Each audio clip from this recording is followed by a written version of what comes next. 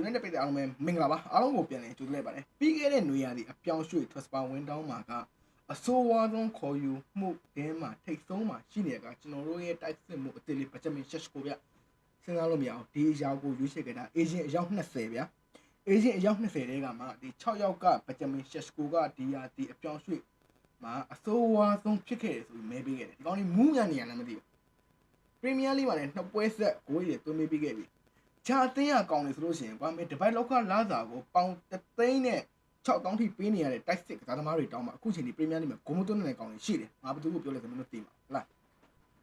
အဲ့တော့ကိုကြီးအသင်းရကစားသမားကိုမင်းတို့ကထွေးမုံမုံကြတယ်အဲ့ပြောချင်တာပါလဲဆိုတော့ဒီ agent က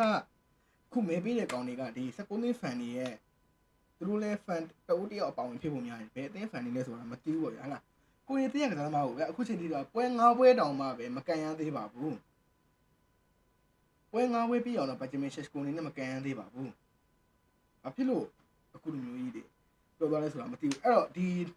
ယာဒီဝက်လောက်စောင့်ကြည့်အောင်မယာဒီဝက်လောက်စောင့်ကြည့်တော့ Benjamin Sesko နေနဲ့ဂိုးတွေတိုင်းသွင်းပြပြီးဆိုလို့ရှိရင်အဲ့ဒီမဲပေးထားတဲ့6ရောက်ရဲ့မျက်နှာကိုအဲ့ဒါပဲသိရလား။ဘာလို့လဲဆိုတော့ကိုရီမြန်မာနိုင်ငံနဲ့မဟုတ်ဘူးဒီတခြားနိုင်ငံကဒီ social media platform သုံးတဲ့သူ United fan တွေအကုန်လုံးကဒီအရာကိုတော့ပောက်ဝဲနေကြတာဖြစ်တယ်ဗျာ